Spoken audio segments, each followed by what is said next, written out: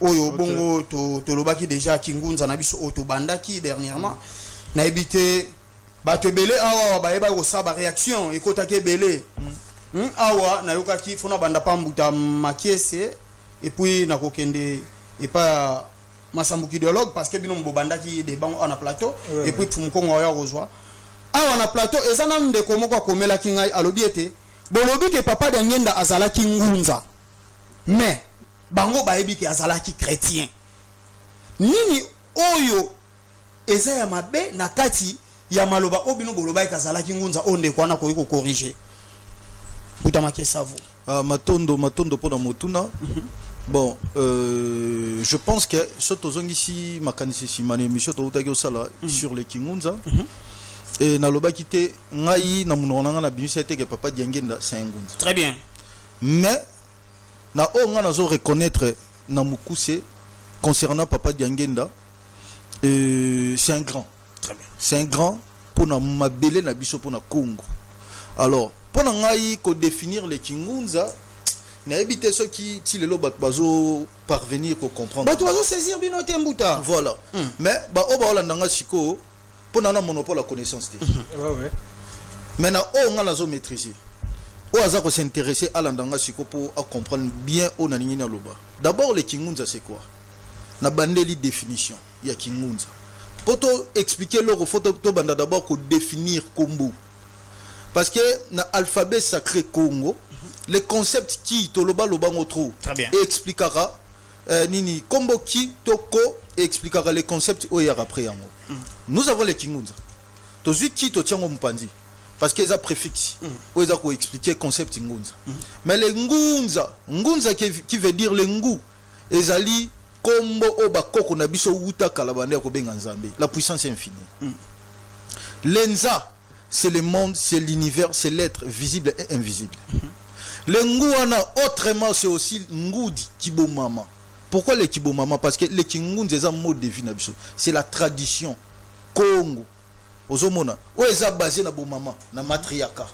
Alors, quand on parle de kingunza, les kingunza c'est aussi harmonie, mutozo sale la kingunza. Donc aza en harmonie na mai mabele moto mupepe, la nature. Ozomona. Et ça basé dans la nature. Il y a un moni même batumisus bande qu'on a besoin d'africains, nous sommes bien en français.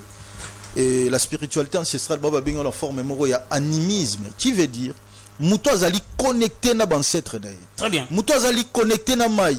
Muto azali connecté na mupepe, pe na moto ainsi de suite azana maîtrise pe azana secret wana. Pe azali ko vivre yango. Ayebi secret ya nzete.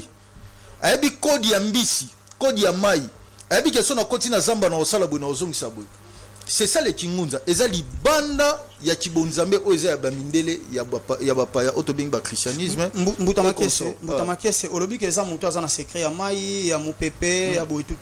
Donc lelo to ko loba ke un pasteur l'église de réveil to sango moko boy o ayebi pe secret wana parce que le to mona ka bango pe ba o basala ba biloko wana ba ko benga mpe bangunza. OK, merci beaucoup. Landa na bandeli. Na lobi les kingunza ezali basé, ezali spiritualité d'abord, ce n'est pas une religion. À la base, c'est une spiritualité ancestrale. Ezali basé na tradition Congo. OK? Basango bazala la tradition Congo te. Basango batombola Jésus, batombola ba Saint Antoine de Padoue, ba Sainte Marie et consort baza ba appellation na ba kombo na ba benga na ba musulman. Donc baza déjà di banda ya kibonzambe na biso. Po kingunza base nango c'est nos ancêtres, batu bakufa. Soto lobina mai c'est tout un monde, il y a des êtres. Muto ba bengi ngunza, il faut azana secret à tous les quatre mondes où on a se connecter na yango. Pe introduire rien na ba monde où on a pas na maîtrise na yango. Le kingunza n'est pas un slogan. Ngala za ngunza aussi basé en lati, na komi ngunza non. To kanyi histoire ya Afrique, to ya Congo, to ya bangunza, ngala komi ngunza. Le kingunza d'abord c'est quoi? Muto azana maîtrise ya butu na moi.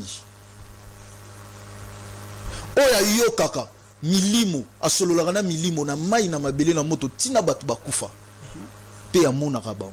C'est ça un ngunza. Pe muto a pratiquer rango. Et puis autre chose, les kingunza za lisusu mode de vie. To vivara yango mikolo nyonso. Les Kingunza ne se limitent pas seulement à Kilongo, place to Sangala, Tozo Yemba, Tozo Doum, Kamambona Nyos.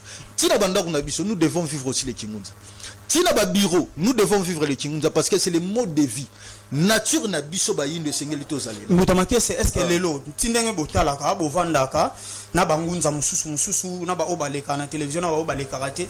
Bon mimo na rapena que kingunza eza toujours na kati na bino bo ça toujours na maîtrise. Il y a 4 éléments obo évoquer tout le temps mai moto mupepe ainsi que mabele au milo belaka yango que maîtrise en ezati lelo. Bon ngala zana pona juger bandeko. C'est ça la question. Na répondre. C'est ça question ba. Wala ze bandeko. Na zana te pona juger bandeko mususu po na yo moko mbuta. Bonanga moko bonanga mo pe na ko se vanter te. Très bien. Parce que naza supérieur à bangunza tenga kutu yo yebi na lobango naza l'échec ya bangunza nyonso les derniers na langa moto pamba parce que kimbonde na bancetre baza dikolo. Maintenant on na yebi quand on parle de kingunza po ba benga yo ngunza na bandeli faut la mutu moko za connecté pe en harmonie na monde ya batu bakufa na mai na mabele na mutu pe ozana ba code na yango. Et ça te que yo la la muki mbala moko au télémina kina kina. Soki na tinyo mutuna na mutamake c'est eza par rapport ya ndenge to moni ba catastrophe naturelle ou to salama surtout année oyo to moni maya siliki to moni